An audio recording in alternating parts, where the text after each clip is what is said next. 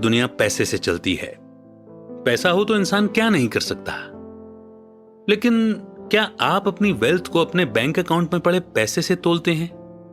क्या आप तभी खुश होंगे जब आपके पास $1 मिलियन होंगे? भाई, पैसा बेशक सारी दुनिया को चलाता है, लेकिन वेल्थ और प्रोस्पेरिटी आपको अपनी फुल पोटेंशियल तक पहुंचने की आजादी और सुकून देती है।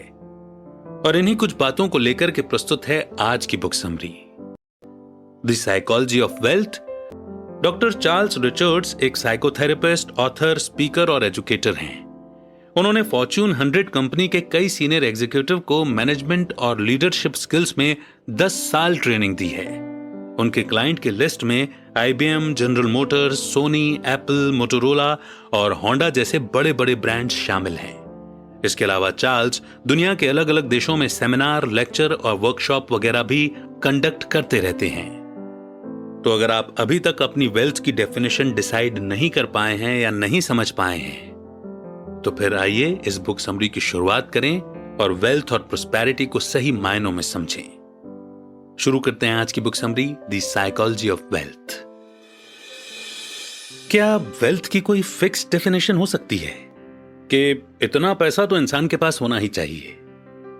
कुछ अमीर लोग हमेशा क्यों डरते रहते हैं कि कहीं उनकी सारी दौलत ना चली जाए, जबकि गरीब आदमी को कभी इस बात की टेंशन नहीं होती।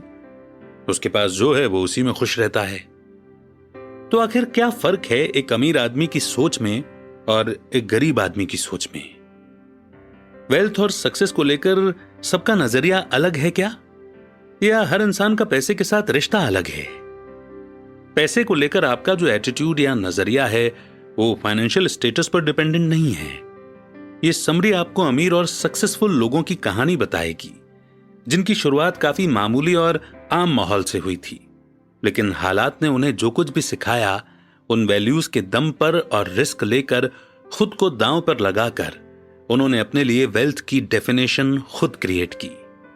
इस समरी में आप सीखेंगे कि वेल्थ और प्रोस्पेरिटी के लिए अपने कॉन्शियस और सबकॉन्शियस माइंड को एक्सप्लोर कैसे किया जाए, क्योंकि ऐसा करके आप वेल्थ की अपनी खुद की डेफिनेशन क्रिएट कर सकते हैं, जो वेल्थ के साथ एक हेल्दी रिश्ता बनाने में आपकी जर्नी का पहला स्टेप होगा।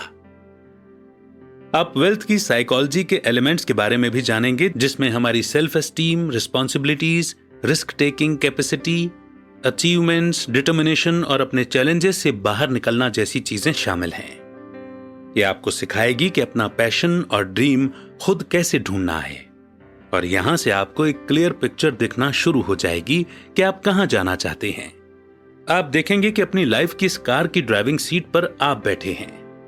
आज के टाइम में हमें दुनिया भर के फाइनेंशियल एडवाइजर्स, इकोनॉमिस्ट, यहां तक कि यूट्यूबर्स मिल जाएंगे जो 100 तरीके से बता देंगे कि पैसा कैसे कमाना चाहिए, कहां खर्च करना चाहिए, कहां इन्वेस्ट और सेव करना चाहिए।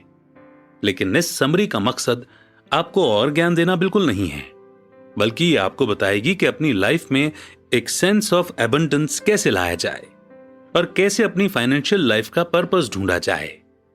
ये समरी उन लोगों की कहानी बताएगी जिनसे हम अपने अंदर सेंस ऑफ वेल्थ और प्रोस्पेरिटी अचीव करना सीख सकते हैं। तो क्या अब आप पैसे को समझने और उसके साथ अपना रिश्ता बदलने के लिए तैयार हैं? अगर हां, तो ये समरी आपको एक अमीर और एक भरपूर लाइफ एंजॉय करने में मदद करेगी। तो आइए इस लर्निंग एंड एबंडेंट जर्नी की शुरुआत करते हैं इस पहले चैप्टर से, how do we define wealth. पैसों की साइकोलॉजी की शुरुआत हमारे बचपन में ही हो जाती है, जो हमें अपनी फैमिली वैल्यूज से और प्रिंसिपल्स के द्वारा मिलती है। अगर देखा जाए तो असल में ये बेहद इंपॉर्टेंट फैक्टर्स हैं जो एक बच्चे के दुनिया को देखने के नजरिए को शेप देने में हेल्प करते हैं। पैसों की असली साइकोलॉजी ये नहीं है कि कोई बच्चा कितने बड़े घर में रहता है या कितनी बड़ी गाड़ी में स्कूल जाता है। पैसों की असली साइकोलॉजी किसी इंसान के फाइनेंशियल स्टेटस, उसके हालात या एसेट्स पर बेस्ड नहीं है, बल्कि ये उसके पर्सनल वैल्यूज पर बेस्ड है, यानी वो किस तरह के माहौल में बड़ा हुआ है। लेटिसिया सैन मिगेल एक ऐसी फैमिली से जो उसके अंदर बचपन से ही सेल्फ वर्थ यानी खुद की अहमियत को समझने की भावना पैदा करने को इंपॉर्टेंस देती थी। उसे कई मौकों पर यह सुनने को मिलता था कि तुम ये नहीं कर सकती हो या वो नहीं कर सकती हो क्योंकि तुम एक लड़की हो। लेकिन लेटिसिया ने रिस्क लिया और हमेशा खुद पर भरोसा करती रही। अपने हार्डवर्क और फोकस के दम पर उसे यकीन हो गया था कि वो चाहे तो कुछ भी कर सकती है, और अपनी हर अचीवमेंट के साथ उसके अंदर कॉन्फिडेंस और सेल्फ वर्थ की भावना बढ़ती चली गई। लेटिसिया की सक्सेस उसकी फाइनेंशियल वेल्थ से नहीं बल्कि उसके स्ट्रॉन्ग सेल्फ वर्थ की फीलिंग से बनी थी। वो उन लोगों में से नहीं है जो अपनी खुशियों, अपने सपनों के लिए कुर्बानी देते हैं। उसके लिए पैसा अपनी लाइफ के साथ दूसरों की भी लाइफ इंप्रूव करने का और उनकी सेवा करने का बस एक जरिया है। लेटिसिया ने यह सब अपनी कड़ी मेहनत और पैशन के दम पर अचीव किया है। कई साल बाद स्टेट रिप्रेजेंटेटिव के तौर पर उसने टेक्सास के लोगों की 5 टर्म्स में सेवा की। ऐसा ही सबके साथ होना चाहिए। सबको खुद अपने लिए पैसों को डिफाइन करने का मौका मिलना चाहिए, और ये हम तब कर पाएंगे जब हम पैसों को लेकर अपने कॉन्शियस और सबकॉन्शियस थॉट्स को चेक करेंगे। इंसानों में जो इतनी डाइवर्सिटी है, उसके हालात, बैकग्राउंड, वैल्यूज, उसकी अपब्रिंगिंग और उसके सपने, ये सब मिलाकर फाइनेंशियल सक्सेस को लेकर एक सिंगल अप्रोच बनाना न सिर्फ नामुमकिन है बल्कि बेतुका भी है।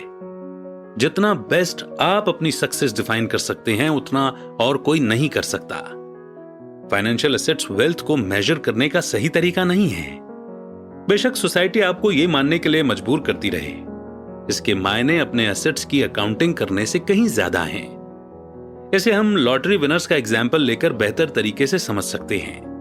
साइकोलॉजी ऑफ वेल्थ की नॉलेज न होने की वजह से कितने ही लॉटरी जीतने वाले लोग दिवालिया हो चुके हैं।